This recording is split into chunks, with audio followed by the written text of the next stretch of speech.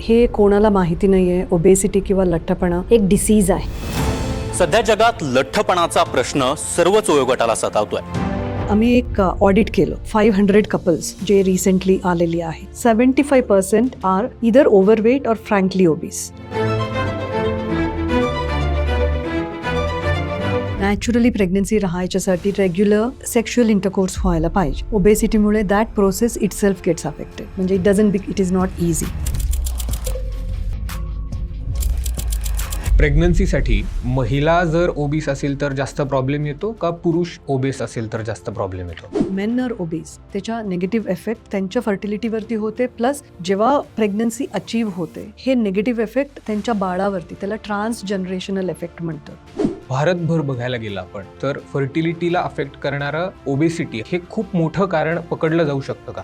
जे ओबीस असतात त्यांनी प्रेग्नेंट झालं तर त्यांच्यामध्ये मिसकॅरेज व्हायची शक्यता जास्त असते. प्रिमॅच्युअर डिलिव्हरी करायची गरज पडू शकते. सिझेरियन डिलिव्हरी व्हायची शक्यता वाढते. अचानक पोटातच म्हणजे 8वा 9वा महिन्यात स्टिल बर्थ म्हणतोय, बाळाच्या हार्टबीट थांबला आणि बाळाच्या पोटात असतानाच डेथ झाला.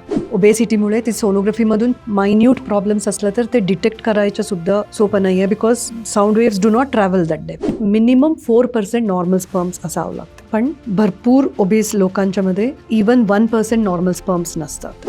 पण लठ्ठपणामुळे फर्टिलिटी कायमची जाऊ शकते का?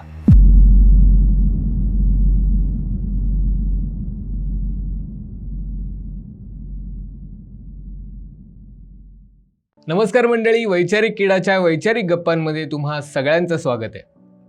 इनफर्टिलिटी हे वादळ सध्या इतक्या जोरात पसरतंय आणि त्याची अनेक कारणं आहेत. पण ह्यामध्येच लठ्ठपणा म्हणजेच ओबेसिटी हे खूप गंभीर कारण आहे.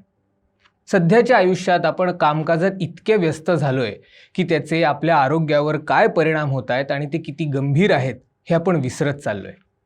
आणि ह्याच विषयावर बोलण्यासाठी आज आपल्याकडे आलेले आहेत reproductive medicine expert doctor Padmarekha Jirge. Ma'am, तुमचं वैचारिक गप्पांमध्ये खूप खूप स्वागत आहे. Thank you very much. फर्टिलिटीबद्दल आपण ही जी सिरीज करतोय तर त्याच्यामध्ये तुम्ही ओबेसिटी हाच टॉपिक का निवडला? या फर्स्ट ऑफ ऑल मला हे पब्लिक एज्युकेशनसाठी जे प्रोग्राम सुरू केलेली आहे महाराष्ट्र चॅप्टर ऑफ इसार, त्याच्याबद्दल मी खूप आभारी आहे. बिकॉज ॲज डॉक्टर्स आम्ही क्लिनिकमध्ये जे करतोय त्याच्याबरोबर त्याचा फायदा पब्लिकपर्यंत पोहोचायचं खूप इम्पॉर्टंट आहे. So I am very grateful to Maharashtra chapter of ISAR. So coming to the topic you asked, first and foremost is हे कोणाला माहिती नाही आहे, ओबेसिटी किंवा लठ्ठपणा एक डिसीज आहे. सो आम्ही सहज धरतोय, माझं वजन 1-2 किलो वाढला, 4 किलो वाढला, हे म्हणजे it is part and parcel of life असं धरतोय. पण खूप इम्पॉर्टंट आहे, इट्स अ डिसीज. बरं. सो डिसीज म्हटल्यानंतर त्याला ते आजारीपणाला ट्रीटमेंट करावं लागते. म्हणून I have chosen this topic that when we talk about fertility, obviously आम्ही गृहीत धरतोय हेल्दी लोक असतात, फक्त त्यांना प्रेग्नन्सी नाही राहा लागले म्हणून.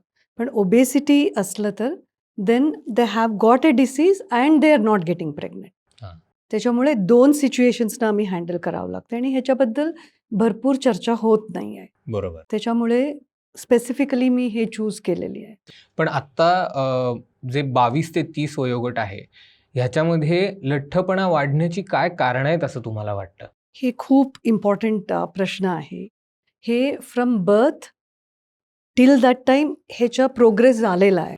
आणि when they can not conceive then they come to a doctor आणि तेव्हा ओबेसिटी आहे हे होते, हे डायग्नोसिस होते. सो ह्याच्यासाठी कारण म्हणजे हे मल्टीफॅक्टोरियल म्हणतोय, म्हणजे एक कारण असं नाही आहे. बरोबर. ह्याला ज्या मुलगी प्रेग्नेंट आहे त्यांचं वजन जास्त असलं तर त्यांच्या शरीरात जे काय हॉर्मोनल आणि मेटाबॉलिक डिस्टर्बन्सेस चालू असते त्याचा परिणाम पोटात असलेल्या बाळावरती होते. सो त्या बाळ ऑलरेडी प्रीडिस्पोज होणार. त्या बाळाला पुढे चाइल्डहुडमध्ये किंवा टीनेज इयर्समध्ये ओबेसिटी व्हायच्या. सो हे जेनेटिक प्रीडिस्पोजिशन म्हणतोय आम्ही. सो ते सुरू होते. आणि स्पेसिफिकली आपला देशाचा विचार केले तर आपल्यामध्ये थ्रिफ्टी जीन्स म्हणतोय. आपला शरीराला, आपला एथनिसिटीच्या लोकांना फूडच्या प्रॉस्पेरिटी सहन होत नाही आपल्या शरीराला.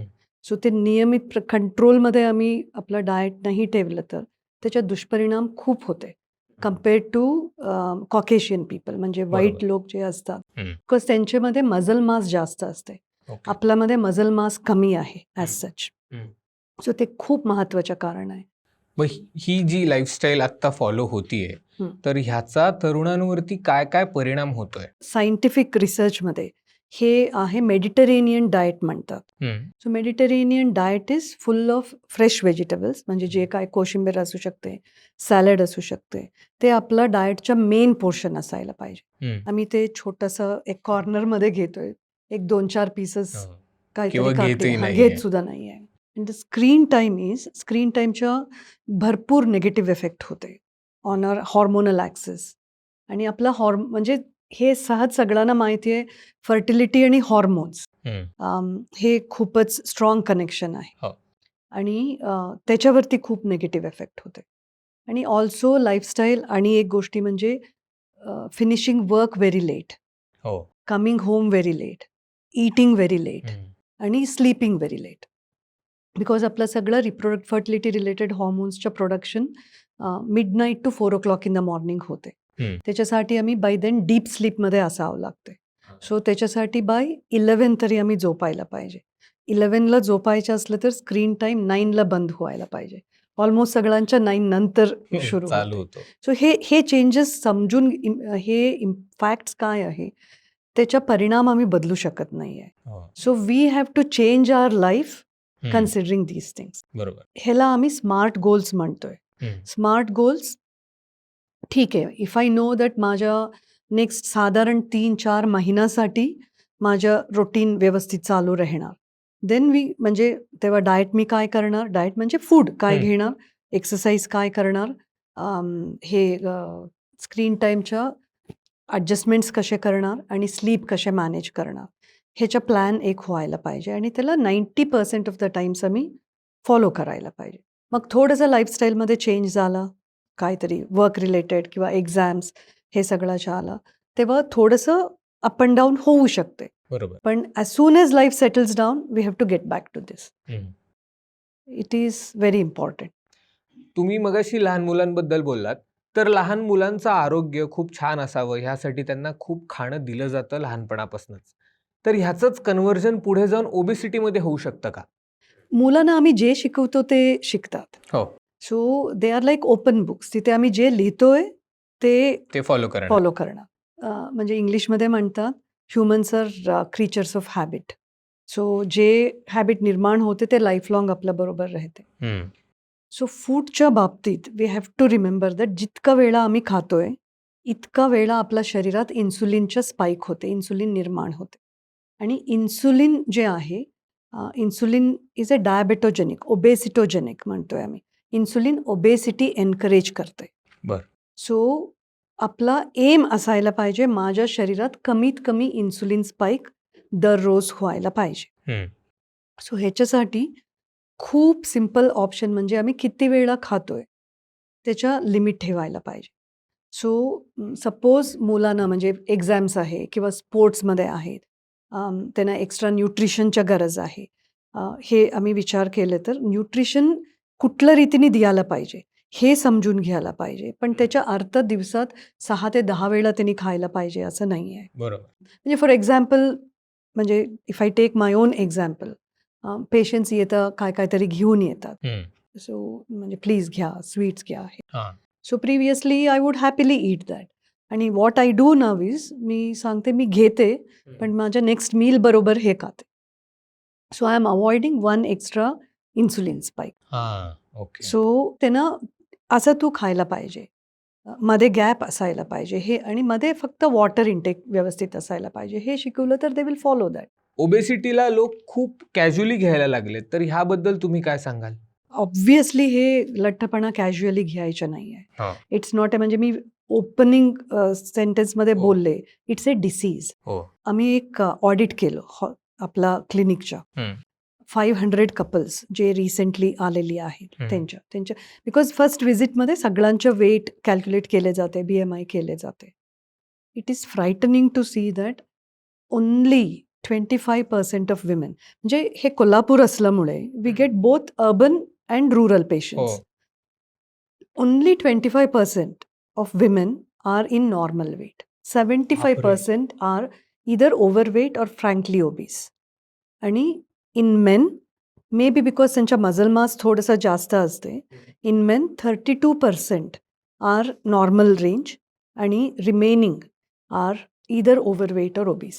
Nearly 80% women and men जे फर्टिलिटीसाठी येतात, इन्फर्टिलिटी आहे म्हणून येतात, त्यांच्यामध्ये ओबेसिटी आम्ही डायग्नोज करतोय.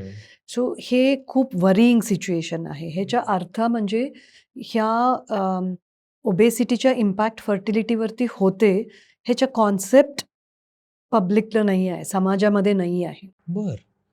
सो त्याच्यामुळेच ऑब्व्हियसली ते इग्नोर होते. म्हणजे they are very happy going to doctors, sincerely follow up करतात. जे आम्ही मेडिसिन्स देतोय ते रेग्युलरली घेतात आणि फॉर इयर्स ते घेत असतात.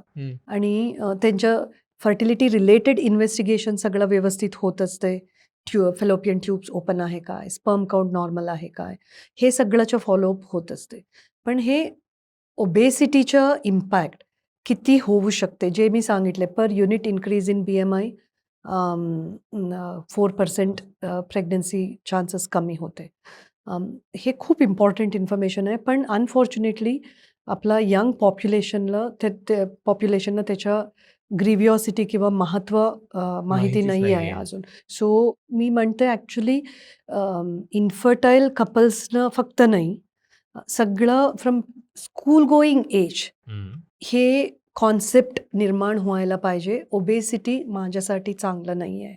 भारतभर बघायला गेलं आपण तर फर्टिलिटीला अफेक्ट करणारं ओबेसिटी हे खूप मोठं कारण पकडलं जाऊ शकतं का? ॲब्सोल्युटली. ॲज सच ग्लोबल लेवलमध्ये बघितलं तर इंडियामध्ये इन्फर्टिलिटीच्या इन्सिडेंट्स खूप जास्त आहे. हे सरप्रायझिंग वाटतंय. आपला म्हणजे it's a very populous country, population खूप जास्त आहे, पण तरी इन्फर्टिलिटीच्या इन्सिडेंट्स खूप जास्त आहे. It's one of the highest ranking countries for infertility. आणि त्याच्यामध्ये इंडिया ओबेसिटीच्या बाबतीत, म्हणजे मी स्पेसिफिकली रिप्रोडक्टिव्ह एज ग्रुपच्या लोकांच्या बद्दल बोलते. यंग म्हणजे लेट से 20 to 45 इयर्सच्या एज ग्रुपच्या, ते इक्विपॉयसमध्ये आहे म्हणतोय आम्ही. इक्विपॉयस म्हणजे जितकं लोक नॉर्मल रेंजमध्ये आहेत इतकंच लोक ओबीस आहेत. मेनली हे मान्य करणं आधी गरजेचं आहे की हा एक प्रॉब्लेम आहे. ॲब्सोल्युटली. एक चांगलं गोष्टी म्हणजे आता भरपूर लोक प्री कन्सेप्शनल ॲडवाईस म्हणून घ्यायला येतात. म्हणजे आम्ही प्रेग्नन्सीसाठी काय काय विचार करायला पाहिजे हे थोडंसं माहिती देता काय म्हणून येतात. या एज ग्रुपमध्ये we can work a lot. त्यांच्यामध्ये थोडंसं त्यांना कधी प्रेग्नन्सीचा विचार आहे, थोडासा वेळ असला तर ते हे जे स्मार्ट गोल्स सांगितले, फूड, एक्सरसाइज, हे सगळं, because people also want to be healthy. म्हणजे ते इंटरेस्ट आहेतच, वेदर ग्रामीण भागातून येऊ दे किंवा अर्बन सिटिझन्स असू दे, सगळ्यांना हेल्थबद्दल इंटरेस्ट आहे. पण थोडंसं ते मोटिवेशन पाहिजे, ते बिहेवियरल इनपुट्स म्हणतोय आम्ही, ते द्यायला पाहिजे त्यांना. आणि what we do is for these people we provide even teleconsultation, थोडंसं सपोर्ट सिस्टम सारखं, म्हणजे हे सगळं डिस्कस करून. For example there was a patient who had come from म्हणजे अबाउट 700 किलोमीटर्स अवे. मला खूप चांगलं आठवते, त्यानं त्या मेट्रोपॉलिटन सिटीमध्ये IVF ॲडवाईस केले होते. त्यांच्या वेट हजबंडच्या 120 होता आणि वाईफच्या 101 होता. आणि fortunately her age at that time was 27 आणि हजबंडच्या एज 29 होता. आणि त्यांनी ट्रीटमेंट्स ट्राय करून आले होते बिकॉज दे वर ॲडवाइज्ड IVF. त्याच्यामुळे एक ओपिनियन घेऊया म्हणून. सो मी डिस्कस केले, म्हणजे because you have already done the treatment, desperation नको, थोडंसं टाईम तुम्ही देऊ शकता काय 3 to 6 months. So they were okay with that. And then I said ठीक आहे, every 15 to 20 days we will make a telephone call and once a month will have teleconsultation. थोडंसं results तुम्ही मॉनिटर करायला पाहिजे घरी, म्हणजे have check your weight on one weighing scale. And we also took consultation of an endocrinologist because त्यांच्यामध्ये metabolic इन्सुलिनच्या effect जे मी म्हणत होते ते थोडंसं दिसत होता, कोलेस्ट्रॉल जास्त होता, ट्रायग्लिसराइड्स जास्त होता. सो हे एक टीम बसून त्यांच्यासाठी प्लॅन करून त्यानं ॲडवाईस दिलं आणि फॉर्च्युनेटली दिस कपल फॉलोड इन्स्ट्रक्शन्स. आणि ॲक्च्युली फर्टिलिटीसाठी 5% वेट लॉसच्या गरज असते, पण त्यांच्या इतकं जास्त असल्यामुळे आय सेड तुम्ही 10% एम करायला पाहिजे म्हणून. सो दे टूक 4 months from 101 or 2 kilos she reached 84 kgs. बर. आणि husband also lost, he came to around 105 kgs. And then with a very simple treatment, म्हणजे जस्ट टॅबलेट्स 5 दिवसाच्या आणि फॉलो बेंगलोरमध्येच केले त्यांनी. त्याच्यामध्ये 3 monthsमध्ये शी कन्सिव्ड आणि now she has baby of 2 years of age. म्हणजे from IVF they came down to this. आणि जे कोण IVFच्या स्टेजला पोहोचलेली असतात त्यांच्यामध्ये ऑब्व्हियसली हे सगळं इनिशियल स्टेजेस ट्राय केलेलं आहे, त्यांच्या वेट लॉस हे सगळं केलेलं आहे, तरी IVFच्या गरज पडा लागले. सो ते का गरज पडू शकते हे आम्ही विचार केले तर भरपूर वेळा ओबेसिटी फॅमिलीमध्ये सगळ्यांना असते बिकॉज ऑफ एन्व्हायरमेंट. म्हणजे सेम एन्व्हायरमेंटमध्ये जगतात, सेम लाईफस्टाईल असते, त्याच्यामुळे इन जनरल कपल्समध्ये ओबेसिटी दिसत असते. इन विमेन आम्ही त्यांच्या एग काउंट चांगला आहे की नाही, नंबर्स चांगला आहे की नाही, थोडं ब्लड टेस्टनी आणि सोनोग्राफीच्या टेस्टमध्ये बघू शकतोय. सो त्यांच्या एज खूप जास्त नसलं तरी त्याला ओव्हेरियन रिझर्व म्हणतोय आम्ही, आणि त्याच्यासाठी एक ब्लड टेस्ट असते AMH म्हणून, त्याच्याने बघू शकतोय. सो ते कमी व्हायला लागले, कमी आहे असं झालं तर ते पॉइंट आउट करून सांगू शकतोय. आणि ते ॲक्च्युली AMH इम्प्रूव्ह होते वेट लॉस झाल्यानंतर. पण पुरुषांच्या मध्ये it is even easier to show them the impact of obesity. Obesity असू दे किंवा ठराविक म्हणजे कॉमन सोशल हॅबिट्स आहेत, अल्कोहोल कन्झम्पशन आणि स्मोकिंग ॲड्स टू दॅट, हे सगळं they all encourage chronic inflammation in the body. म्हणजे ते ओबेसिटीचे जे नेगेटिव्ह इफेक्ट व्हायला लागले त्याला ॲड होते. सो हे कॉम्पाऊंडिंग इफेक्ट होते आणि ते इफेक्ट मॅथमॅटिकली आम्ही कॅल्क्युलेट करू शकत नाही. एकांच्यावरती त्याच्या इम्पॅक्ट 20% असू शकते, एकांच्यावरती 100% असू शकते. आणि हे easiest way to find is sperm parameters म्हणतोय आम्ही, क्वालिटी ऑफ स्पर्म, ते सीमेन पॅरामीटर्स. सो ते काय असू शकते, स्पर्म काउंट असू शकते, मोटिलिटी असू शकते. फक्त स्पर्म नंबर्स चांगला असून चालत नाही आहे, त्याच्यामध्ये फास्ट मुव्हिंग स्पर्म्स असावं लागते, त्याच्या पर्सेंटेज कमी होऊ शकते. आणि मॉर्फॉलॉजी म्हणतोय म्हणजे कोणाच्या सुद्धा सॅम्पल आम्ही चेक केले तर त्याच्यामध्ये भरपूर अबनॉर्मल स्पर्म्स असतात आणि थोडंसं नॉर्मल स्पर्म्स असतात. आणि current understanding is that minimum 4% normal sperms असावं लागते. आणि तुम्हाला आश्चर्य वाटणार पण भरपूर ओबेस लोकांच्या मध्ये इवन 1% नॉर्मल स्पर्म्स नसतात. आणि सो आणि ऑन वन साईड काय व्हायला लागले, ग्लोबली स्पर्म काउंट ग्रॅज्युअली कमी व्हायला लागले, कन्सिस्टंटली ते कमी व्हायला लागले.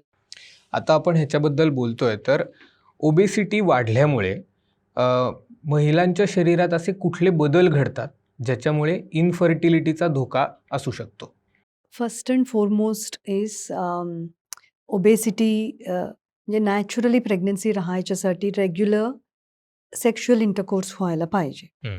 ओबेसिटीमुळे that process itself gets affected, म्हणजे इट इज नॉट इझी. आणि ओबेसिटीमुळे एक्स अँड पेन्स वाढतात, गुडघा दुखते, हे त्रास होते, बॅक दुखते, हे सगळं सुरू होते. त्याच्यामुळे मे बी त्यांची फ्रिक्वेन्सी ऑफ ट्राईंग रेग्युलरली ते कमी होते, म्हणजे at very basic level. Plus ह्याच्याबद्दल भरपूर चर्चा होत असते आणि स्वतःला माहिती असते हे माझ्यासाठी चांगलं नाही आहे म्हणून. आणि त्याच्यामुळे एक लेवल ऑफ मानसिक इफेक्ट सुद्धा होत असते.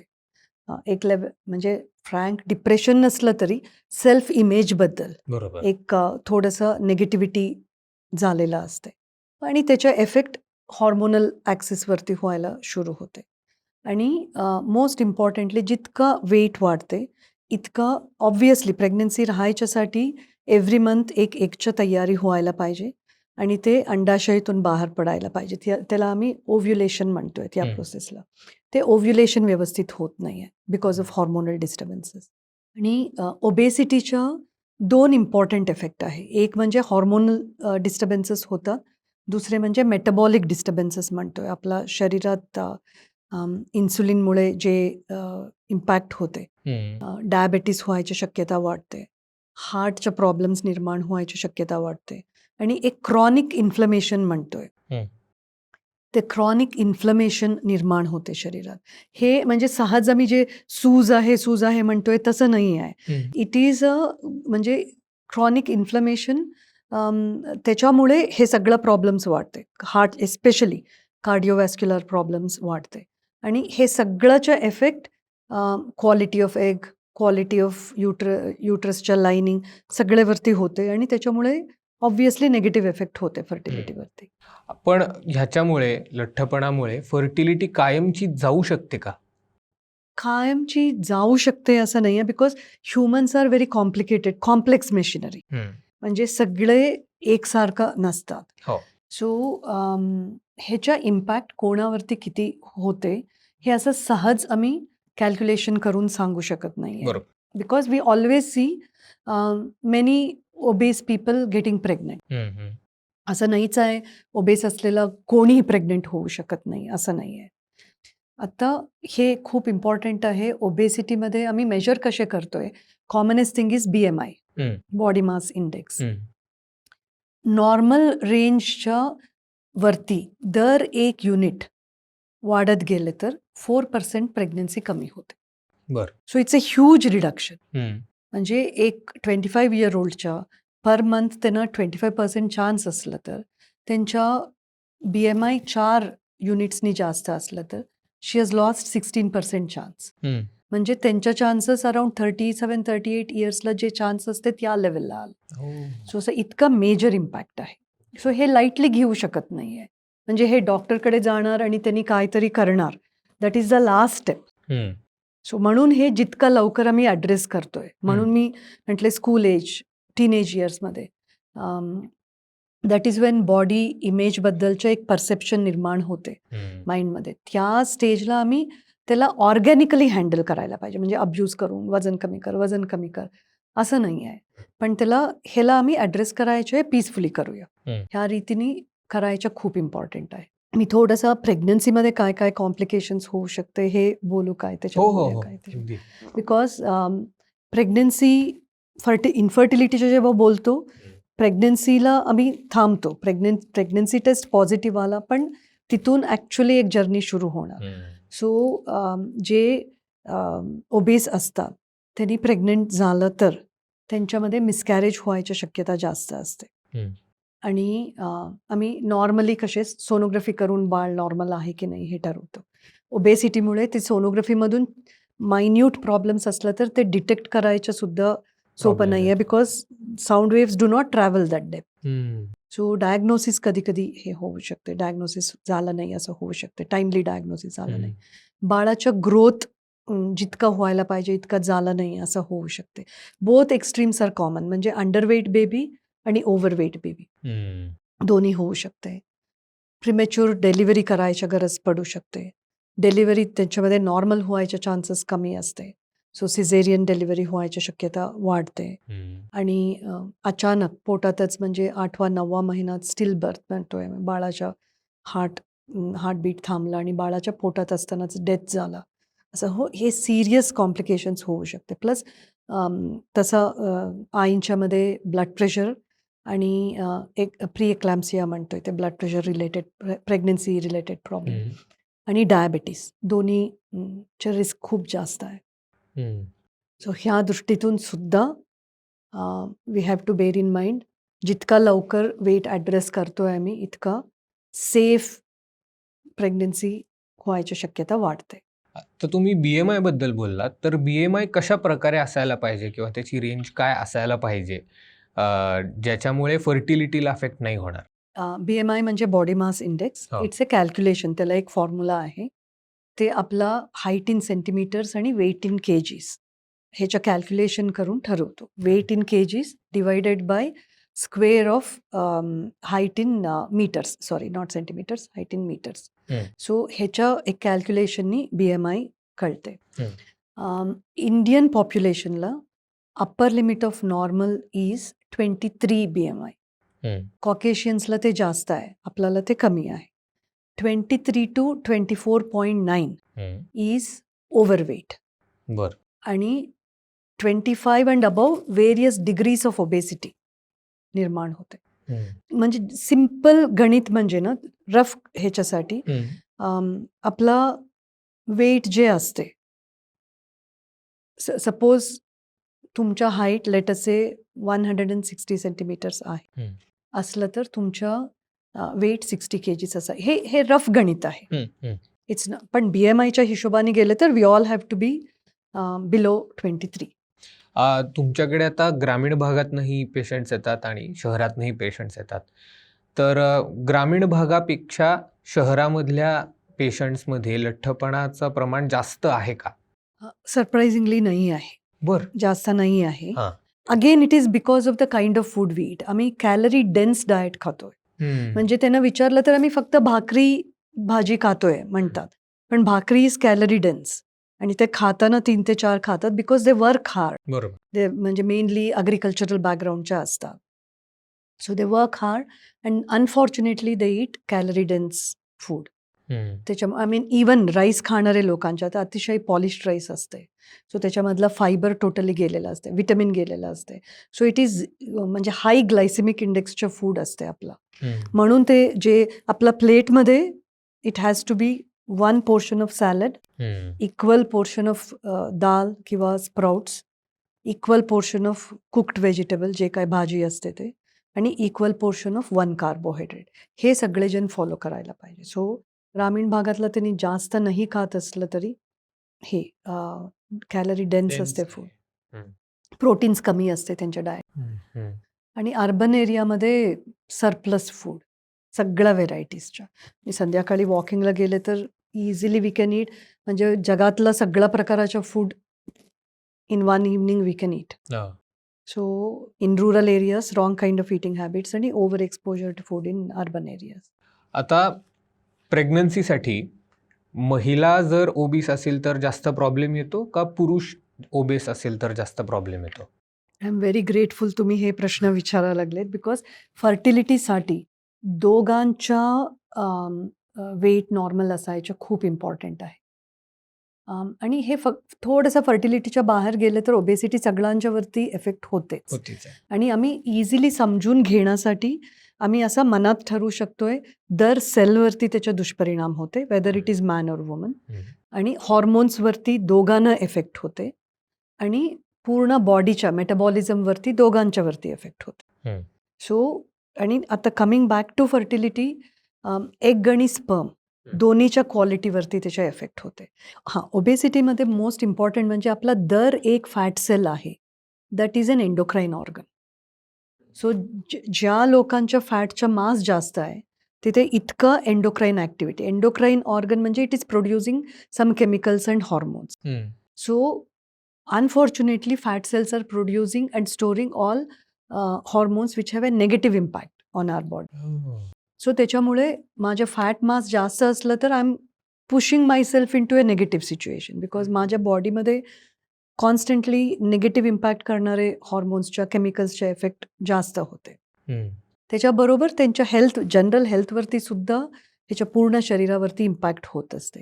आणि आत्ता एव्हिडन्स भरपूर आहे, even if men are obese त्याच्या निगेटिव्ह इफेक्ट त्यांच्या फर्टिलिटीवरती होते, प्लस जेव्हा प्रेग्नन्सी अचीव्ह होते हे निगेटिव्ह इफेक्ट त्यांच्या बाळावरती, त्याला ट्रान्सजनरेशनल इफेक्ट म्हणतो, both in women and main, ते कॅरी फॉरवर्ड होते. आणि अनफॉर्च्युनेटली ते इफेक्ट्स लवकर दिसायला सुरू होते.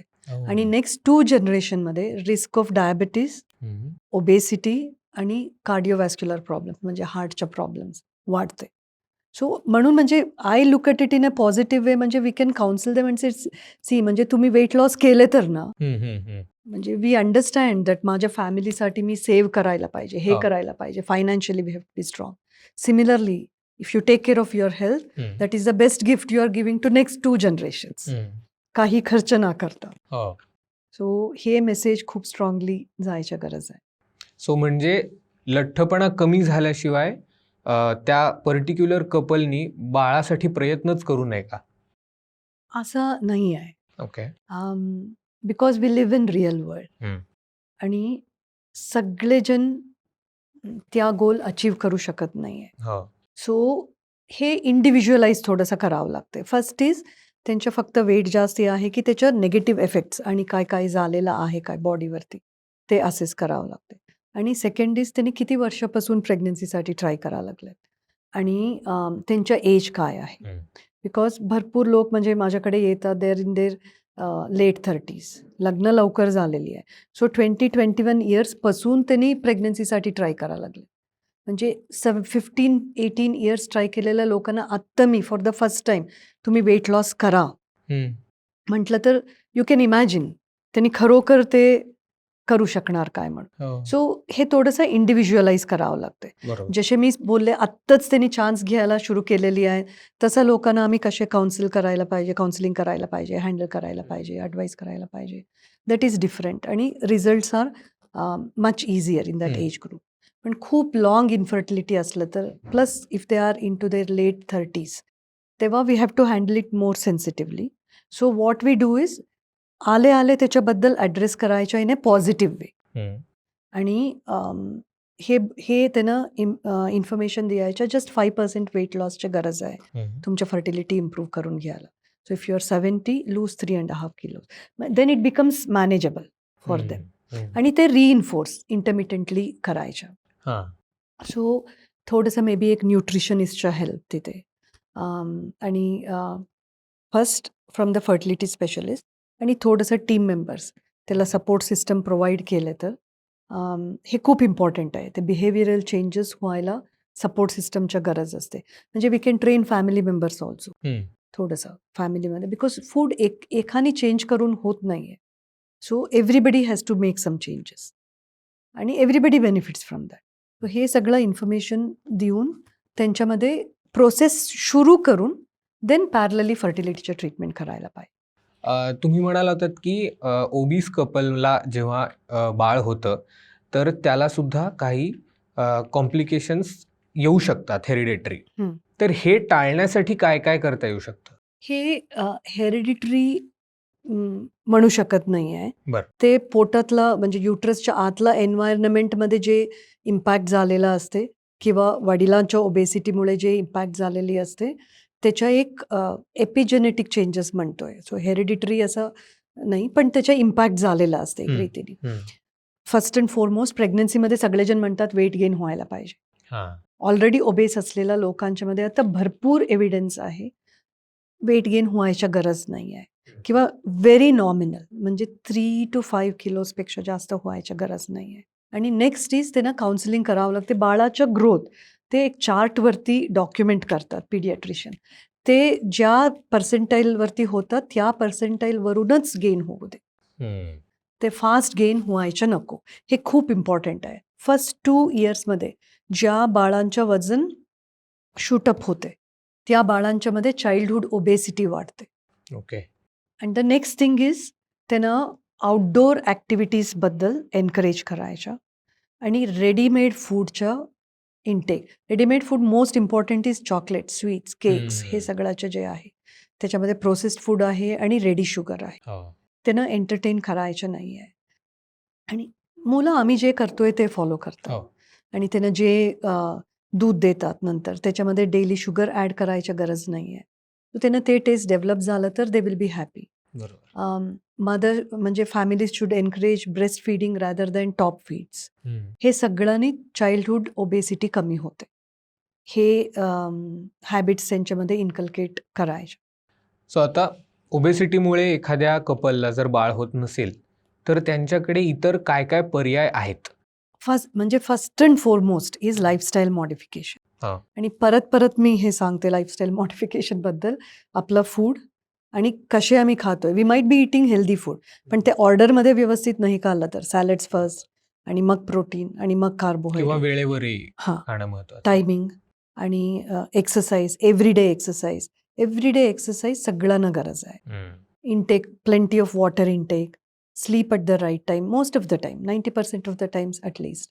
आणि स्क्रीन टाईमचं डॅमेज जे व्हायला लागले हे सगळे ॲट इंडिव्हिज्युअल लेवल हँडल करायला पाहिजे. आणि त्यांनी प्रेग्नंट झालं तर प्रेग्नन्सीमुळे त्यांना आणि बाळाला दोघांना नेगेटिव्ह इफेक्ट होऊ शकते. त्यांच्या हेल्थ कंडिशन असं आहे असं असतं त्यांच्यामध्ये. We certainly can consider these thing, but first and it has to be a step wise thing. स्वतः एफर्ट्स घालून जितकं नॅचरली त्यांनी कमी करू शकतात इतका बेनिफिट आहे. सो ह्याच्याबद्दल आपण मेडिसिनवरती डिपेंड व्हायचं थोडंसं कमी व्हायला पाहिजे. मी काय करायला पाहिजे ते मी करणार आणि माझ्यासाठीच मी करणार, हे एक ॲटिट्यूड निर्माण व्हायला पाहिजे. कुठल्याही गोष्टी परचेस करताना त्याच्या लेबल रीड करायच्या म्हणतोय, लहान मुलांना ते शिकवायला पाहिजे म्हणतोय. सो प्रोसेस्ड फूड जे इझिली डायजेस्ट होणारे कार्बोहायड्रेट्स असतात, म्हणजे फॉर एक्झाम्पल मैदा, ट्रान्स फॅट्स जे असतात. तुम्ही कुठल्याही गोष्टी बिस्किट्स इवन परचेस केलं तरी त्याच्यामध्ये ट्रान्स फॅट्स असतात. आणि आम्ही 21 इयर्सला पोहोचायच्यापर्यंत किती बिस्किट्स खाल्लेली असतात त्याच्या लिमिटच नाही आहे. सो असं ना कळतं वी आर गोष्टी आणि इझी अवेलेबिलिटी. बरोबर. पण कधी कधी हे सुद्धा होते, एफर्ट सगळं घालून सुद्धा वेट लॉस झालं नाही, ओबेसिटीचं प्रमाण कमी नाही झालं. तेव्हा we have to take an active decision. आता ठीक आहे, जितका प्रयत्न करू शकता ते केलेली आहेत, पण ॲक्टिव्ह फर्टिलिटीच्या ट्रीटमेंट सुरू करूया. कधी कधी मी म्हणजे मागे बोलले, थोडंसं एज जास्त असलं तर पॅरलली आम्ही फर्टिलिटीच्या ट्रीटमेंट सुरू करावं लागते म्हणून. सो त्यांच्यामध्ये हे इम्पॉर्टंट आहे, एक लेवल ऑफ एक्सरसाइज आणि डायटरी प्रिकॉशन्स घेत आम्ही फर्टिलिटीच्या ट्रीटमेंट सुरू करू शकतोय. पण त्या ग्रुपमध्ये नॅचरली राहायची शक्यता कमी असते आणि ॲक्टिव्ह ट्रीटमेंट करायची गरज पडू शकते फर्टिलिटीसाठी. त्याच्यामध्ये सिम्पल ट्रीटमेंट म्हणजे IUI म्हणून असिस्टेड रिप्रोडक्टिव्ह टेक्नॉलॉजीमधलं सिम्पल स्टेप आहे. ते इंट्रायुट्राईन इन्सेमिनेशन म्हणून एक ट्रीटमेंट असते, ते करू शकतोय. पण त्यांना त्या ग्रुपमध्ये IVF किंवा टेस्ट ट्यूब बेबीच्या ट्रीटमेंटच्या गरज पडायची शक्यता जास्त असते, एस्पेशली बिकॉज मेल पार्टनरच्या ओबेसिटीसुद्धा असलं तर. आधी जे चर्चा झाला तसं इवन स्पर्म पॅरामीटर्समध्ये प्रॉब्लेम्स असू शकतात. त्या दृष्टीतून सुद्धा हे गरज पडू शकते. म्हणजे मेल ऑर फिमेल ओबेसिटीमुळे फर्टिलिटीवरती निगेटिव्ह इफेक्ट होत असल्यामुळे after a reasonable level of trying to lose weight किंवा वेळ नसलं तर पॅरलली आम्ही प्रो फर्टिलिटी ट्रीटमेंट्स किंवा असिस्टेड रिप्रोडक्टिव्ह ट्रीटमेंट्स जे आहेत ते करायची गरज पडते. सो IVFच्या गरज त्या कपल्समध्ये जास्त असते. आणि जेव्हा IVFच्या गरज पडते, I think generally it is known it's an expensive treatment IVF. आणि त्याच्यामध्ये ओबेस लोकांच्यामध्ये इंजेक्शन्स जे आम्ही वापरतो, मेडिकेशन्स जे वापरतो, त्याच्या डोस जास्त प्रमाणात लागते. जास्त डोस लागू शकते आणि जास्त दिवस इंजेक्शन्स घ्यायची गरज पडू शकते. So cost of treatment also goes up. Thank you Padmarekha ma'am, तुम्ही आमच्या शोवर आलात आणि आमच्या ऑडियन्सला खूप चांगल्या पद्धतीची माहिती अगदी सोप्या भाषेत सांगितली. त्याबद्दल खरंच खूप खूप धन्यवाद. Thank you very much and thanks for your entire team. हे आपलं जे पब्लिकपर्यंत पोहोचायचं एफर्ट आहे त्याच्यासाठी खूप चांगल्या रीतीने एक सिरीज निर्माण करायला लागलेत. I am very grateful for that. Thank you. मंडळी, तुम्हाला हा एपिसोड जर आवडला असेल तर नक्की लाईक करा, शेअर करा आणि वैचारिक किडाच्या चॅनलला सबस्क्राईब करा. भेटूया पुढच्या एपिसोडमध्ये. धन्यवाद.